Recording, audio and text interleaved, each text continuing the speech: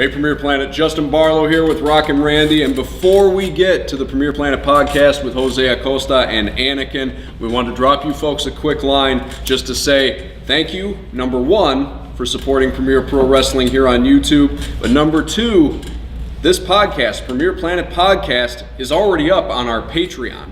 Now, our Patreon is where you can get exclusive content like this a week early. Yeah, you can get it here free on YouTube, but it's been on Patreon for a week already. Yep. So, in addition, you also get, and more to come, also other free content. Yeah. And exclusive content. Exactly. And again, we appreciate all the support, anybody that supports on Patreon, and also just watch us on YouTube and giving us a thumbs up is nice as well.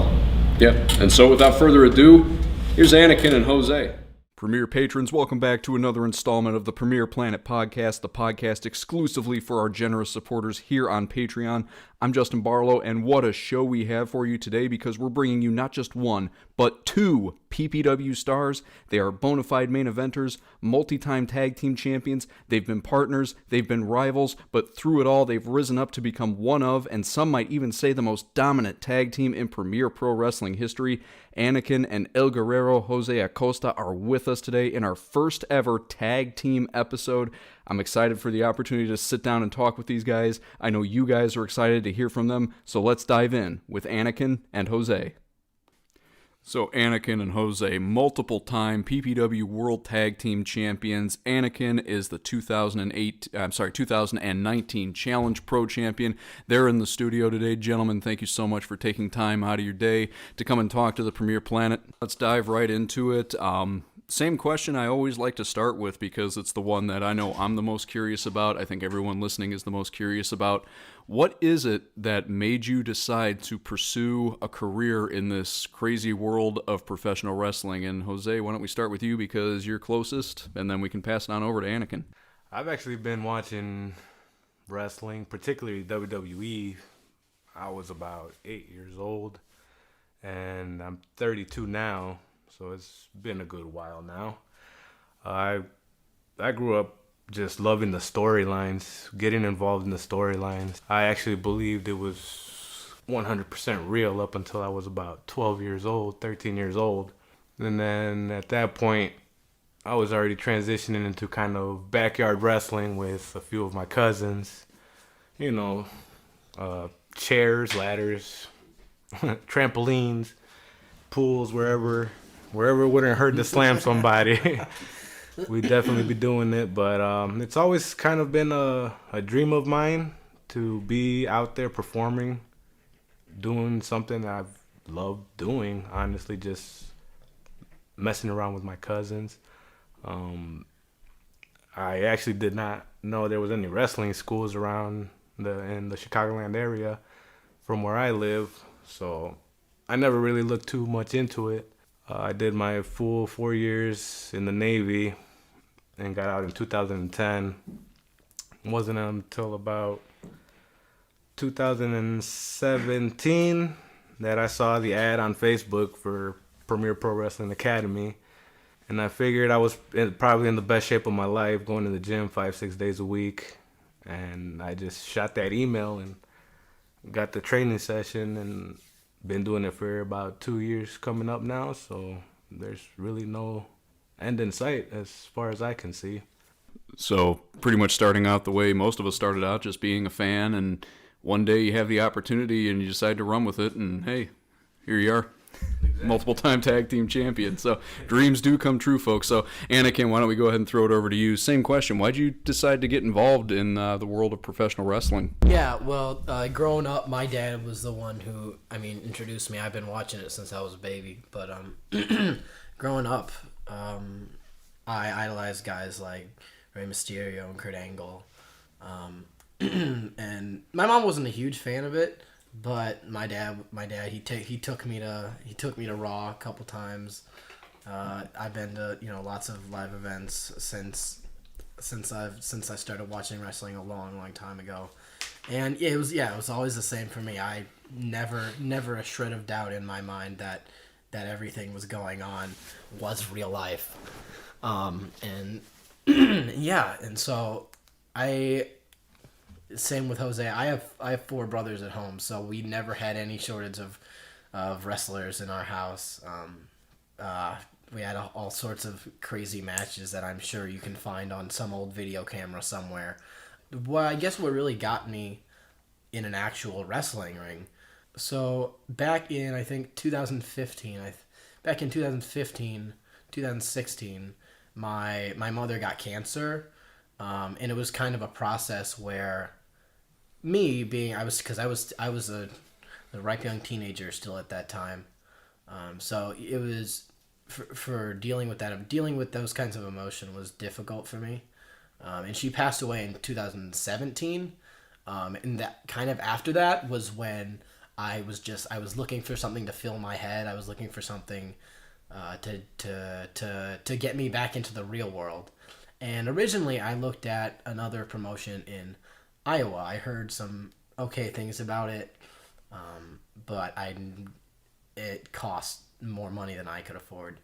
And same thing here. I shot an email to the academy, and I started, I think, in July, and really the rest is history. I've been doing this for probably about 2.5 years now, so it's great. Yeah, so I'm really blessed to still be doing what I'm doing.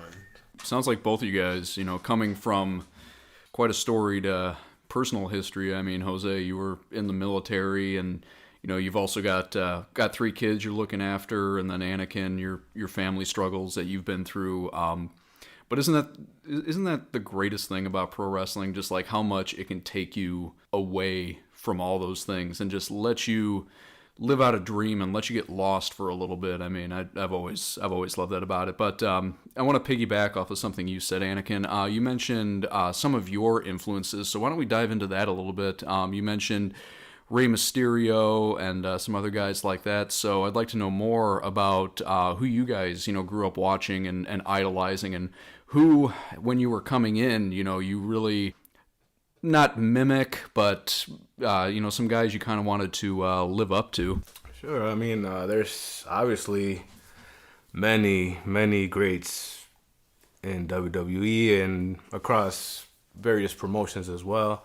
But honestly, I started watching right around the middle of the Attitude Era, so a big part of what I was watching then and idolizing primarily was The Rock, when he was really starting to get up on his own. Stone Cold Steve Austin at the time was and is still probably the greatest. The Undertaker, Triple H, guys like that. But honestly, it didn't really I didn't really feel like I could actually do it myself, or that I saw myself in a ring, until I actually started following Eddie Guerrero once he joined WWE. I didn't see so much his WCW days and prior, but once he kicked into that Latino Heat character and he just lived it, like he was Latino Heat, like, and he just got every funny bone in my body just going, like, even though he was a heel, doing all sorts of terrible stuff, but he would have me laughing. And I would love that about him, and that he was always there. He was ready. He always gave everything in the ring. And that's probably one of my biggest idols would be Eddie Guerrero.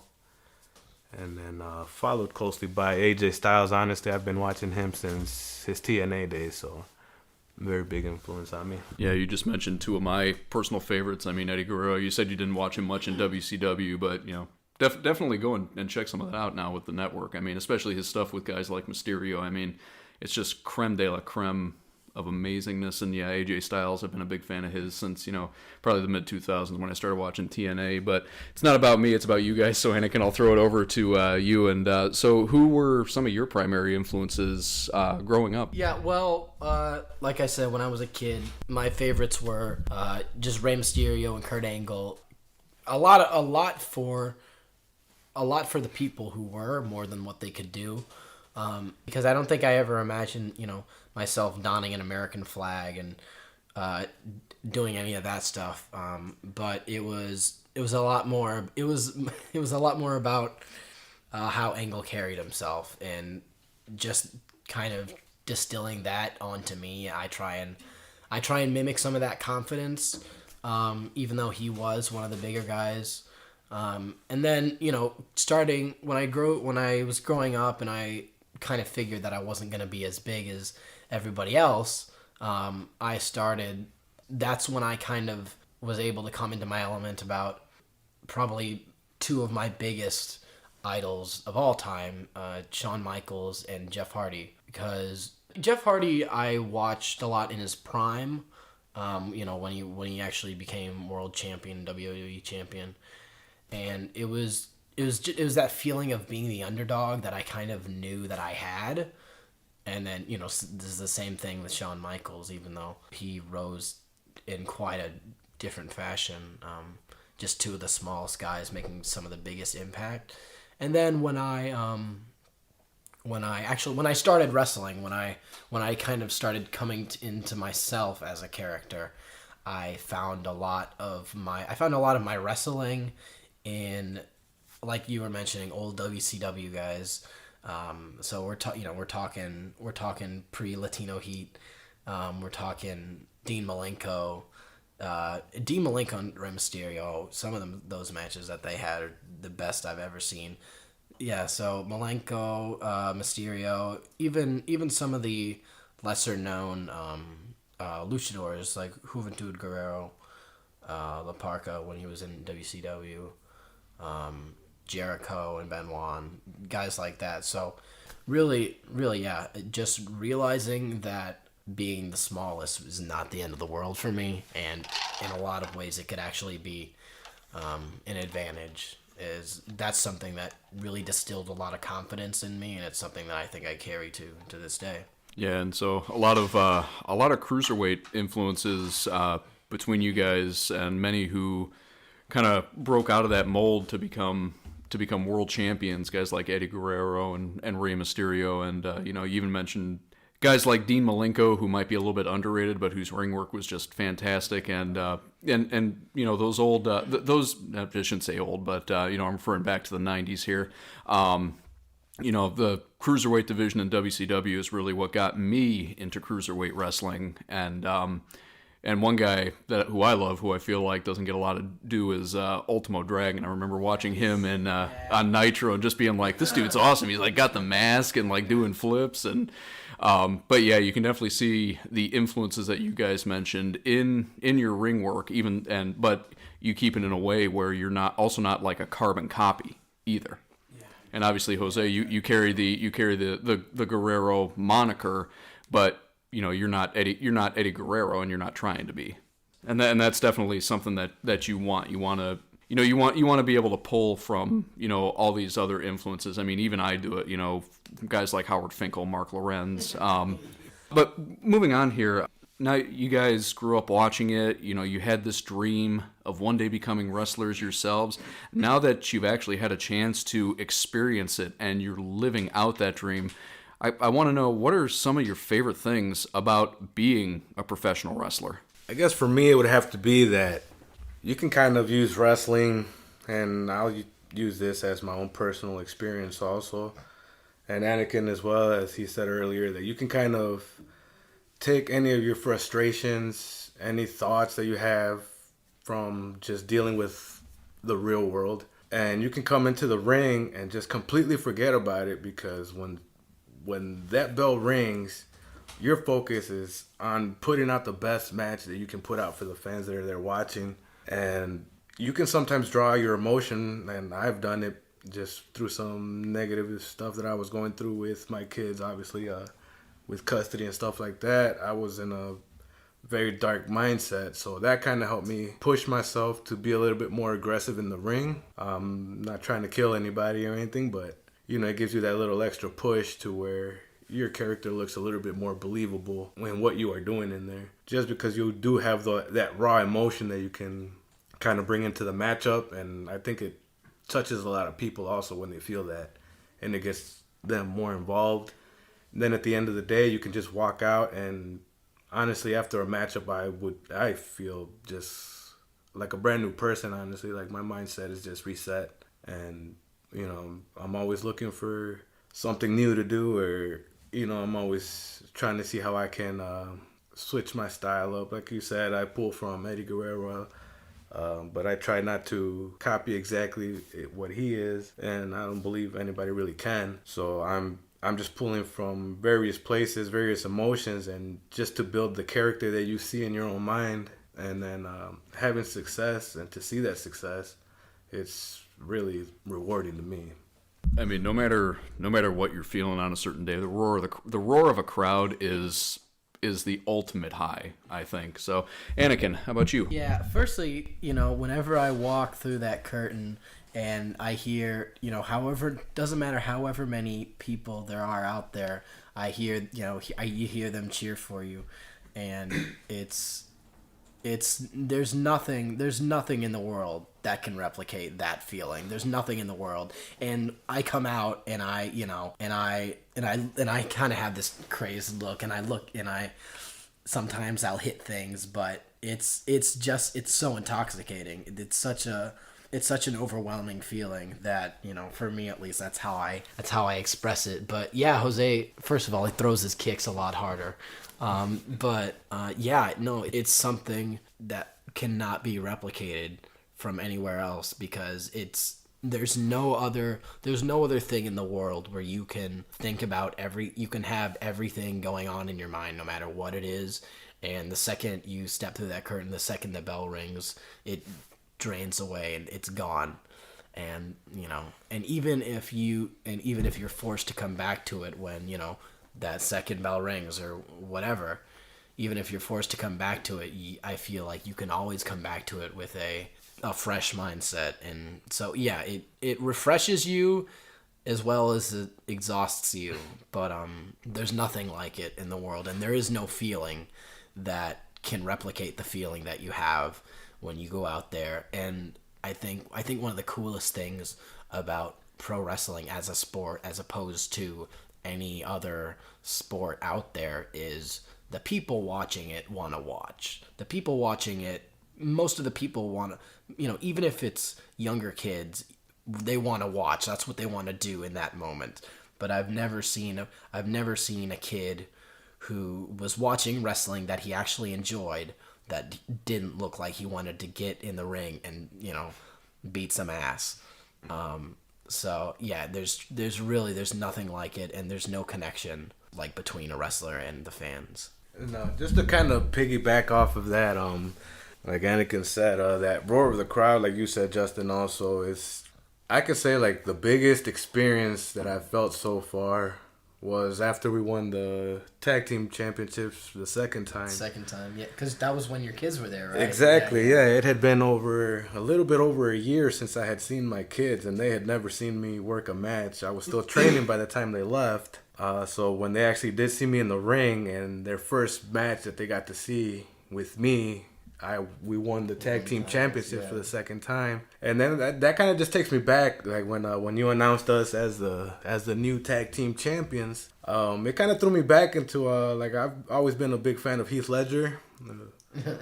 So one of my favorite scenes from A Knight's Tale was towards the end when they actually called him by his real name, and they told him, "Your father heard that." Well, that's kind of how I felt at that moment. I heard you say the new tag team champions, Anakin and José Acosta, and all I can think about was your kids just heard that. Like, it's just, now it's something that I can tell them that, following your dreams is possible, if you work at it and if you really want it. It definitely, that moment alone made this whole experience worth it to me. So yeah, there's always something or someone that you find you end up doing this for. Even if it starts as yourself, it never you always find someone else or find something that you end up doing this for, and it's the thing that makes you not give it up even on the worst days, because as great as pro wrestling is, you're not gonna have every good day,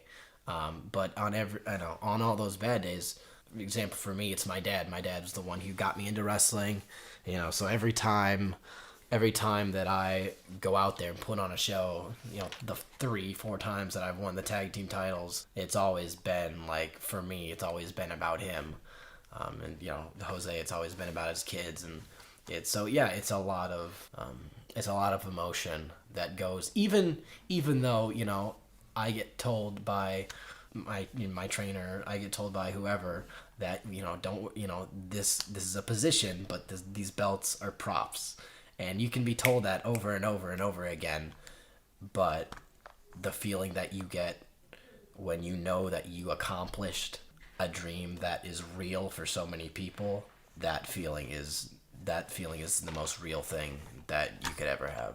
And you know, that is something that I kind of get a lot too. You know, like I mentioned to people, tag team champions, and you know, wrestling, and you know, they automatically assume, oh, it's fake, and those are just props. They're not real championships. But if you really think about it, what those championships represent, that in the tag team division, the promoter of the company is actually putting their money on Anakin and myself to go out there and perform for the crowd. That the crowd will go home happy with what we put out and left in the ring.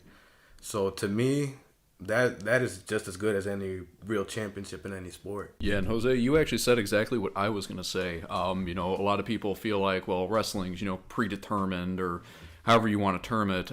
So, you know, the belts aren't really, you know, they're not really championships, they're just props, but it shows a tremendous amount of faith and trust in the individual that belt is put on, which is one thing I always try and warn people. And one thing I love about PPW is that you never want to put your faith in a brand where the promoter or the booker has the belt on themselves, because it shows he doesn't have faith in his roster and his guys. You know, they're always going to be beneath him. But, you know, at Premier, it's not like that. And so many guys who otherwise, you know, may not have been given an opportunity that you guys have been given. You know, a lot of people would look at, you know, Anakin and say, oh, well, he's too small. He's never going to be, you know, that he's never going to be that 60-minute man. And, you know, you proved him wrong at, what was that, 3 months ago against Matt Vine. And, you know. Yeah. And, but yeah, so Jose, definitely, I agree with you wholeheartedly on that. So you guys mentioned earlier about looking at a couple different places to begin your wrestling training and finally coming into Premier Pro Wrestling. But now you've both been with Premier for over 2 years. What is it about Premier that keeps you guys, I mean, besides your multiple championships, what is it about Premier that keeps you guys around here? And, I don't want to say, you know, not expand your horizons, because let's face it, it's Chicago. The independent scene around here doesn't really leave a whole lot to be desired. But what are some of your favorite things about working for Premier Pro Wrestling besides the roar of that crowd that we get? I mean, to me, it just has to be the locker room in general. Everybody there is just, they got their uniqueness, you know, and everybody just meshes so well. Honestly, they became a bigger part of my family than some of my family members. So, and, you know, constantly seeing the same people over and over. Nobody's trying to outperform anybody, really. Everybody's looking out for each other. Everybody cares that the next man succeeds as well as themselves. But nobody really is thinking on their own to try to be the main attraction, per se. You know, we just all work together. The camaraderie is, I think, the biggest thing that I like. And then just Randy's training style, to me, is he's so knowledgeable in professional wrestling. So I just try to absorb every little bit of detail that he tells me, and I just try to go out and replicate it as best as I can. And then and I'm enjoying it. You know, he's got visions for the company to grow, and honestly, I'm committed to help the company grow as far as he wants to take it, you know. So we're always looking ahead and always trying to do bigger things, not just us, but the company in general. And I think that's what kind of keeps me going, is that other companies are already established, just kind of making their money off of their wrestlers. And since we're not as big of a company, I guess you could say that, but we still work just as hard, if not harder. And I think that kind of shows, you know, just kind of like in YouTube views that we've had as of late. So I'm really excited for that, and I'm ready to keep it going. Honestly, I don't really see an end in sight for myself and PPW. So yeah, so the way we pride ourselves in, as far as production value versus the attention that we get goes, is we might not have a full house every single night, but the YouTube views, the amount of social media attention that we get, especially considering we run every week out of the same place. There aren't a whole lot of promotions outside of, the bigger ones. So, like OVW and, other promotions of that capacity are the only other indie promotions that I've seen that have that kind of production value that we have, which surely says something special about how hard we work. And we can brag all day long about how hard we work. And as far as that goes, Randy tells us all the time to stay humble about that. And even though there is a lot in PPW that a lot of places don't have, when it comes time to work, every single one of us will put our head down and work together to make PPW what it is right now. And as far as Jose was talking about at the locker room, if you stick around, if you come down, you stick around long enough, you won't only be part of the family, you'll realize that everybody in the family brings something different, and no matter who it is, we either get along, we get along with them, or they don't get along with us, and they decide that it's not worth it. But my point is that if you stick around, you'll be family, because that's the kind of people that are in the locker room. Like you said, everybody wants everybody to do better. And in a normal workplace, a normal office, you would see people keeping their head down, working for themselves. But I have seen time and time again, people come up to me and people go up to each other and have ideas for each other. Different moves, different things to try, even if they're not, wrestling in the same match that night, just something that they saw and thought, oh, this would be cool for, this guy.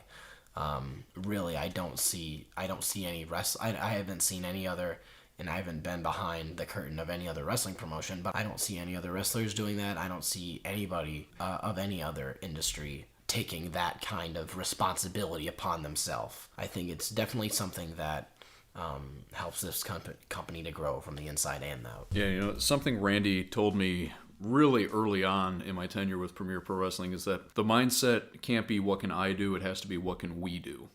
And he even points back to that old cliche, but it's a cliche because it's so true. Teamwork makes the dream work. And he's said that to me many times, and it's like, and it's fact of the matter. When you don't have to like each other, but when it's time to go to work, it's time to go to work, and it's time to put on a performance.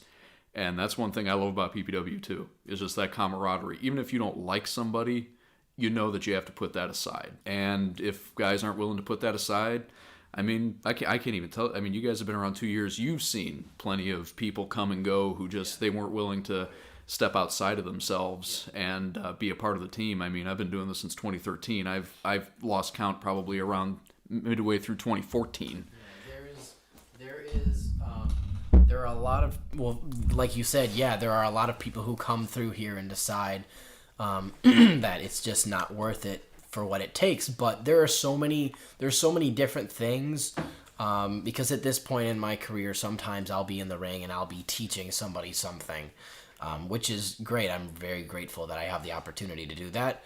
But a lot of what I end up telling someone who I'm trying to train, or I'm trying to help figure out how to do something, a lot of that is going to be something that I heard from Randy originally. Drop your ego at the door.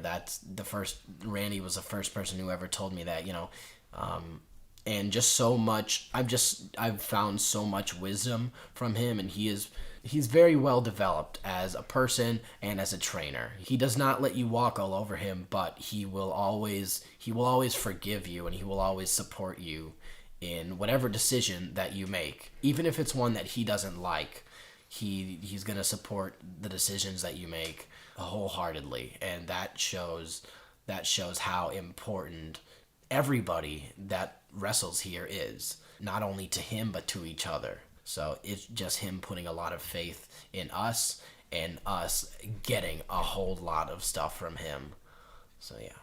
And then and that's kind of similar to what I've noticed, that like Anakin said, we do have And we have had many people come for a week or two and then just kind of say it's not for them. Yeah. But from the biggest feel I get, those are most of those people that come through those doors and don't last is because they just expect to come in, and for some reason or another they just want to get in the ring and start doing moves, or you know, just trying to get their face out there. Like I kind of feel like that's like we said earlier, it's kind of everybody has their own reasons behind it, but I don't feel like star power itself is a good motivation enough to come into this business just because of the physicality of it. Yeah. People don't understand, you know, the drills that we run, you know, hundreds of hours of drills that we run before we even step foot in our first practice match, let alone our first live match. Yeah. So a lot of people get frustrated over that. I believe that they can't keep up either with the training intensity or whatever it may be, and they just kind of give up on it. And, you know, it's like I said, we kind of notice that, and we just don't let it get under our skin. Yeah. We keep going. We have our own family. We have our vision, and we're always going to be there and staying humble for each other and, you know, helping each other out. Yeah, I can't tell you how many students, people that have stayed and have not stayed, I can't tell you how many of them have told me after the first or second week that they've been here, it's like, man, these drills are kicking my ass. This is way harder than I thought it's going to be. I'm Jose, I'm sure you've heard it too. Yeah. But there's like countless people will come in here and, you know, run through the ropes and decide that it's not for them. And it's a big part, is what you said. It's either they don't want it or they want it for the wrong reasons. And pretty much when you come here, you have the option to learn what it's really about, and, you know, you learn how to love it the right way, or you don't get very far.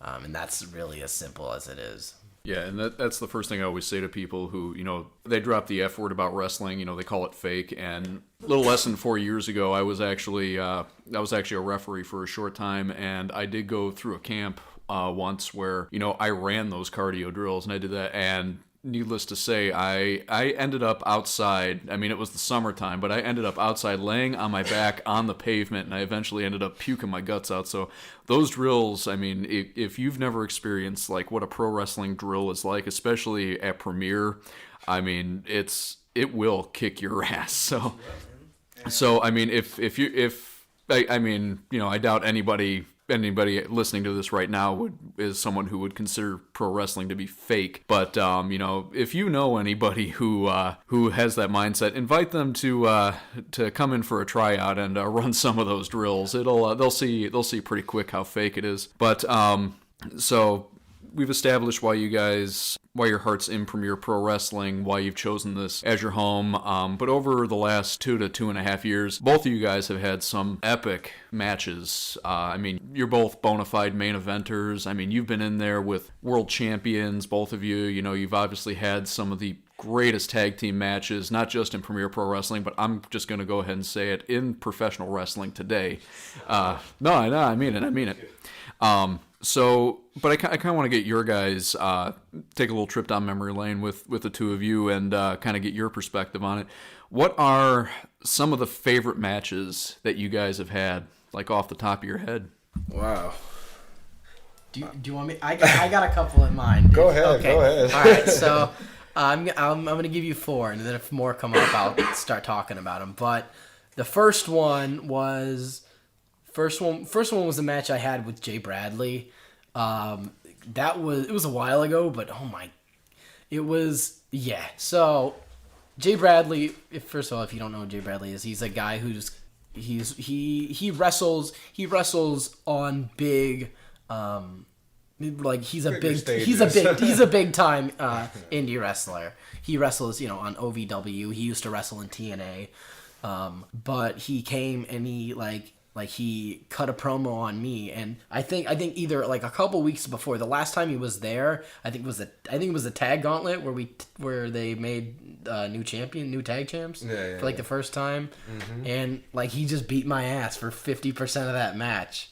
That's all it was. I remember I came in on that match and he was like, he clubbed me once and I was out. Yeah. and then you know he talked shit to my grandma for who knows how long. Yeah. And I just came back and Randy was like, oh, this is happening. I was like, okay. But yeah, so it was only like, it was, I don't know, 10 minutes long, but he was... That was definitely your David and Goliath moment. Yeah. Thanks for throwing in the towel. I appreciate that. No, I definitely learned a lot from him, even only having that one match. That one was a lot of fun. The next two were two weeks in a row, but it's the two that we had. Because you remember we had a 30-minute draw, and then we did a 40-minute match the week after that. And that, I think it was really to get us, like, because we had teamed a couple times before, but I think those two matches were really to, like, get us over, like, individually, but also show that we could work together. And I know we had a couple before that, but I think those two were really the ones that, like, cemented us as a tag team. So that one was a lot of fun. And then, of course, my 60-minute match that I had with Vine was a while ago, but yeah, I don't think I've ever been through that kind of like euphoria of only being like 40 minutes in. It's like, crap, I have to do another third of the match. And then just, yeah, cause I went through so many. Cause it was 2 out of 3 falls. So, and like I think he got his fall like 20 minutes in, and then I didn't get mine till like 50. But that was the comeback, so I was like, well, crap, what are we supposed to do? So I don't even remember what we did, but we made it through the last 10 minutes. And then I remember, for some reason, I remember like those last like 30 seconds or so being like able to like do stuff. But that was a very long match, but it was fun. So all right, Jose, what do you got? I mean, I don't have any 60-minute Ironman matches under my belt yet, but I mean, start slow. You know, after a 30-minute match, you know, you're just completely exhausted, beat. Honestly, you can't even think straight. So for somebody to be able to complete 60 minutes one-on-one is definitely an amazing thing, and it's awesome watching you do it. Wow. Me personally, I mean, I have obviously all the matches against you are always fun, exciting. They're always fast-paced. Never know what's going to happen. We're both kind of unpredictable at some times. So that's always fun. But, I mean, I think my favorite match that we've had so far, by far, honestly, just because of how personally it affects me, is the second time we won the tag team championships.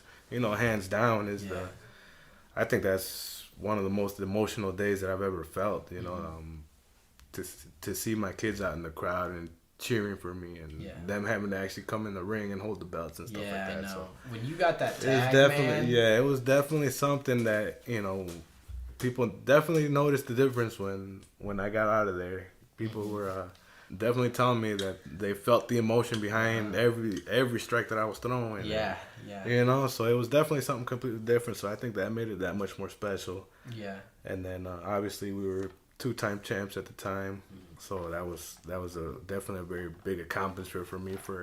You know, I remember sitting in my room when I was in the Navy, sitting in the barracks playing video game or watching Raw and saying, you know, I'm never gonna be that guy coming through those curtains, you know. So I kind of always think of that now, and it's like now we're champions, you know. So it's definitely that's probably definitely my top match was our second time around as tag team champions. Yeah, and I'd say, well, first of all, I want to say something about Sensei and Anestra. Those are like, those two guys are all-stars as far as working with us. There's nothing like it, and you can watch any of we've had countless number of matches, Sensei and Anestra and us, and I think all 3 of our tag title wins were with those guys, and personally, I think that was probably our best title win, that one. But yeah, no, those two guys are, as far as team and thinking, you know, I'm thinking about this, they haven't tagged in probably a couple months, right? Because you know, Anestra has been the world champ for a while, and they haven't really tagged since then. So, you know, even like before any of that happened, and it was Sensei and Anestra, tagging. Those two guys are they're just all stars to work with in the ring. I'll agree with you on that one. They definitely know what they're doing in there. I've learned so much just watching them. Our rivalry is definitely very heated, and like you said, we've had countless matches against them. But at the same time, if you go back and watch every single match, you'll never find one that's exactly the same. No. So I think that's the special part of it, that we can work Sensei and Nestra for as many times, but you will never see the same match. Yeah. It will always be entertaining. It will always be emotional.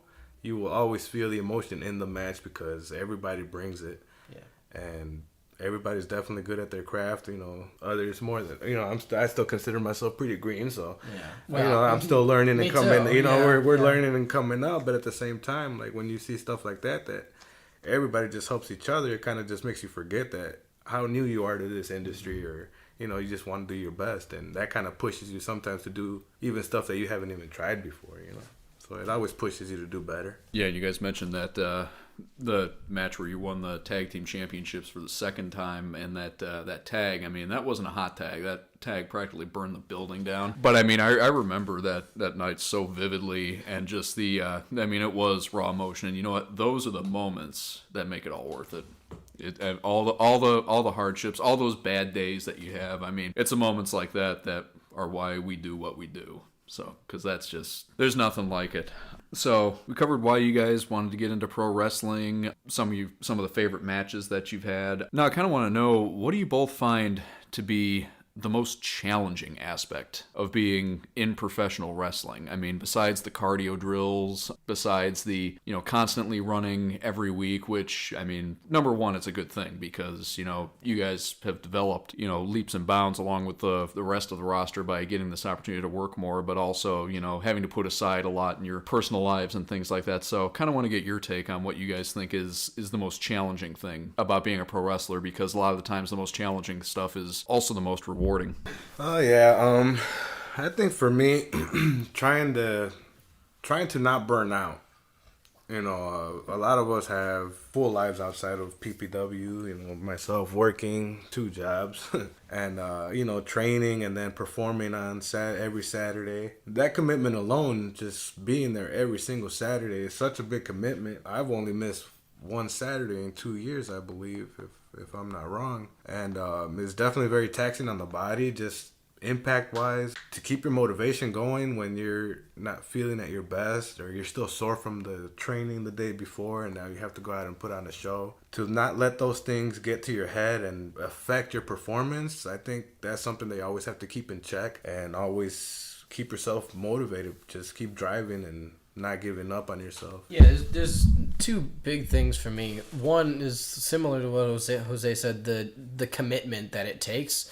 I found challenging, and gets more challenging as you go on, because as at least for me, I started out and I was a teenager who had no friends, and I'm in college now, and I'm living my life alongside wrestling, and it's difficult because it's difficult when you have friends that you have to back out of parties and get-togethers. And it's not to say that I wouldn't rather be here, because I would, but it is difficult to have kind of friends who you have to back out on a lot. So commitment can be difficult sometimes. But also, like, if you go out one week and you have a bad match, or even just an okay match, personally for me, that gets to me.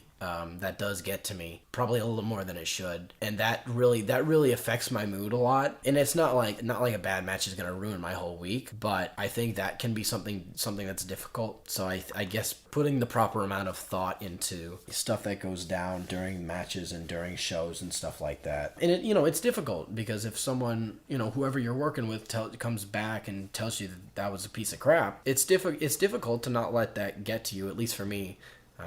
I'm a sensitive person, but it's difficult because they're your family, and you care what they think, and you wanna do good to impress them, and you want to do good to impress yourself. So I think letting go of different emotions, and then also time commitments can be a struggle. Yeah, it's definitely not just the physical burnout that you guys have to deal with. I'm lucky in the sense that all I have to do is hold a microphone and talk. But yeah, the emotional wear that it can put on you, because I mean, you know, I've had some nights where I was, and I'm not even sugarcoating. I mean, I was seriously contemplating like hanging it up, because I just would have a really bad night. You know, the crowd would be not lousy, but you know, you couldn't pull anything out of them, and then, you know, I've screwed up match orders. You know, there was one time I think we were doing a gauntlet years back. I screwed up the order of the participants, so like two guys who weren't supposed to work together ended up having to, you know, call everything on the fly, and yeah, so it's, and stuff like that. You know,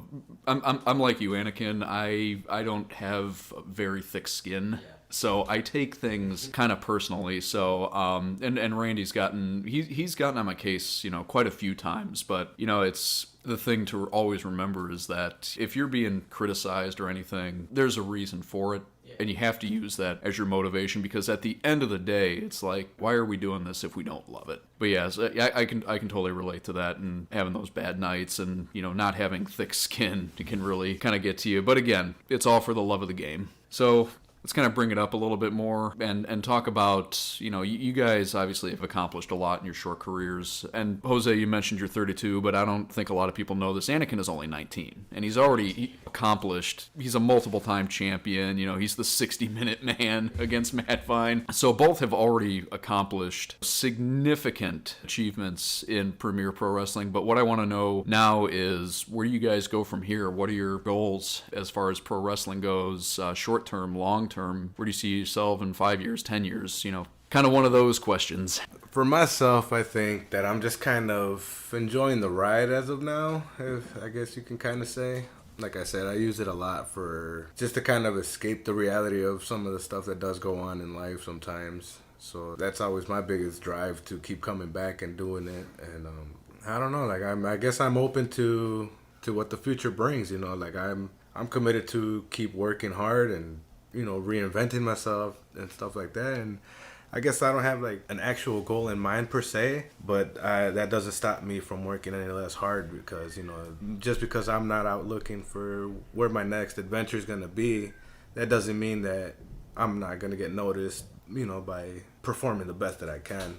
I just kind of wait and see how it pans out. You know, like I said, I'm 32. I'm already kind of in the late stages of professional wrestling career, you know, so I already kind of came into the industry with that mindset, but at the same time, I'm not letting it limit my abilities or what I put out in the ring. And as long as I am healthy and can continue doing it, I'm just kind of, you know, like I said, I have PPW in my future for the foreseeable future. And then if anything comes out of that in the future, then, I mean, I guess we'll have to weigh the options and see what it is and see if it benefits, you know, kind of like my vision of what I want in life. And you know, there's nothing wrong with having your head in the moment. And, you know, more people are inclined to focus on that than they are about, you know, where they're going. Instead, they'd rather focus on where they're at. So, I mean, absolutely nothing wrong with that. So, what about you, Anakin? First of all, I want to say DDP was like 45 when he started wrestling. So, you got time, buddy. Well, so I've been going to community college for the past half year or so. And my plan right now is that I'm going to transfer to somewhere kind of not far away from here, but it's going to be far away enough to where I might not be able to make it up every single week. So, of course, I'm not sure exactly what my plans are for the next foreseeable future. And, you know, everybody has those long-term goals, those dream matches that they think about. And, of course, you know, I do too. Just, you know, looking at some of the talent in like WWE and NXT, like some of those guys, I would like example like Tommaso Ciampa or Cameron Grimes. One of those guys, that would be like a dream for me if I got to wrestle them.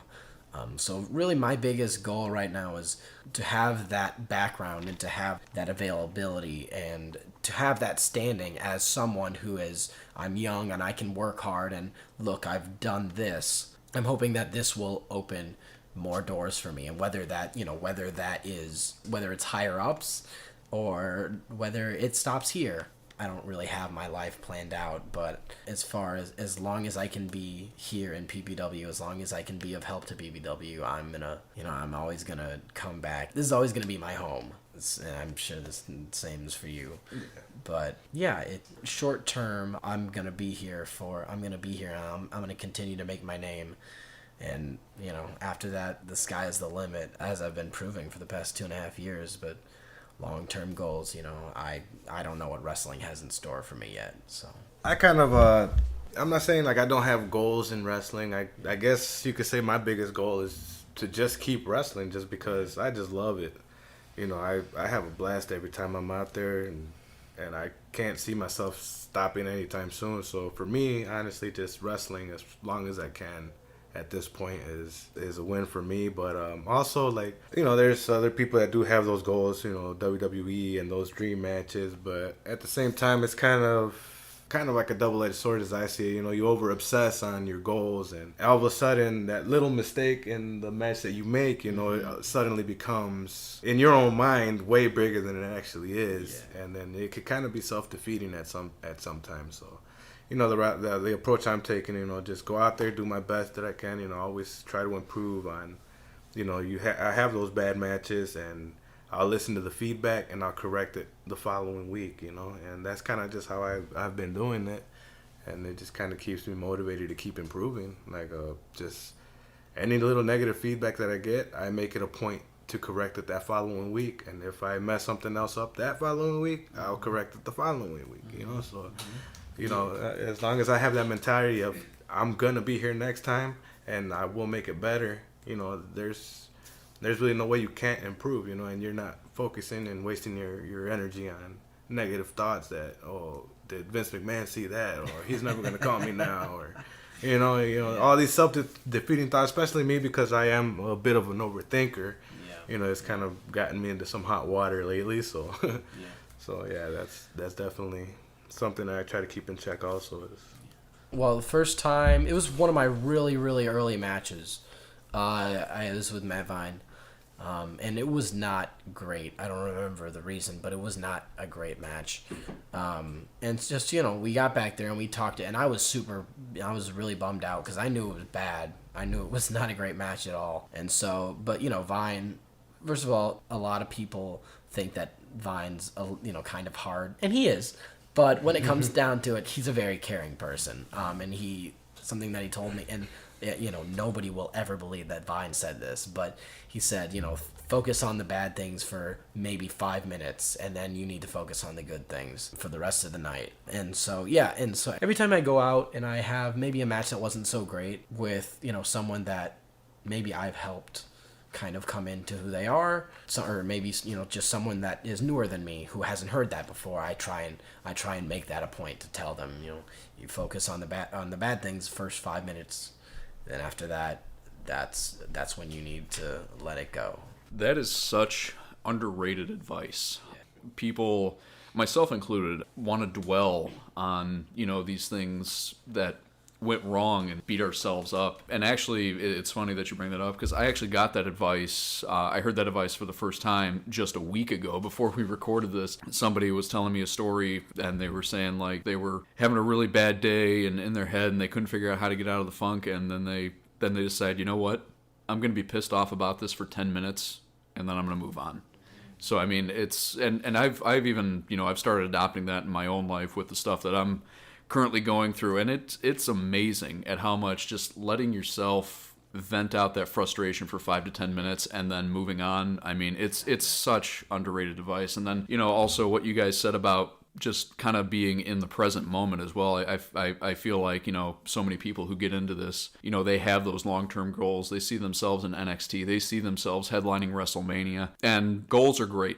I think everybody needs to have those goals, but on the same note, I think also being present in the moment, and then also openness to the future, is something that is sorely needed. Because like you said, Jose, what happens when somebody works so hard for a goal and then something happens and they don't achieve it? They spend the rest of their lives just kicking themselves over the fact that it didn't happen. So having that openness to the future, I think that's a really strong quality to have, and I think it's really commendable that you guys are looking at it that way. And having your goals in professional wrestling, but also saying, like 1% of all people who do this, make it. So, and honestly, I'll just say it flat out. I mean, I think you guys, with a little bit more time, I think you would be, NXT quality.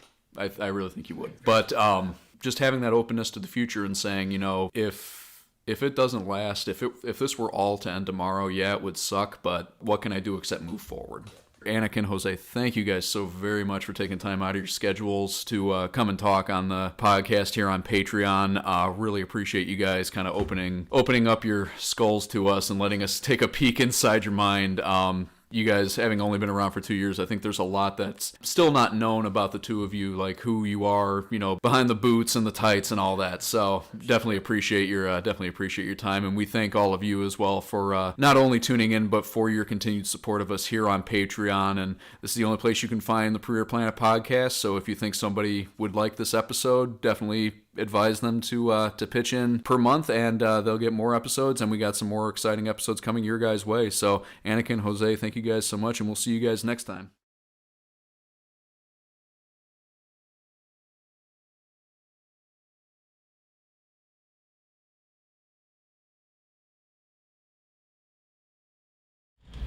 Premier Planet, we really hope you enjoyed this free episode of the Premier Planet podcast here on YouTube with Anakin and Jose Acosta. Thank you so much to those guys for being a part of the Premier Planet podcast. But again, this podcast has already been up on Patreon for a week by the time this was posted to YouTube. So if you want immediate access to all of our exclusive content, and you don't want to wait a week to have to see it here on YouTube. And matches coming. Matches, full tapings coming, more tiers, more rewards coming your way for being a supporter on Patreon. And if you want to be along for the ride, patreon.com/Premier Pro Wrestling. That's all it takes. Your monthly contributions, they help us so much. But for those monthly contributions, we want to make sure you're getting your money's worth. And so as we go, we are going to give you more content. We're going to give you week early content. We're going to earn it. We're going to earn it. Exactly. We're going to earn it. So thank you folks again for watching this video, and we will see you on YouTube, but a week early. We hope to see you on Patreon. We'll talk soon.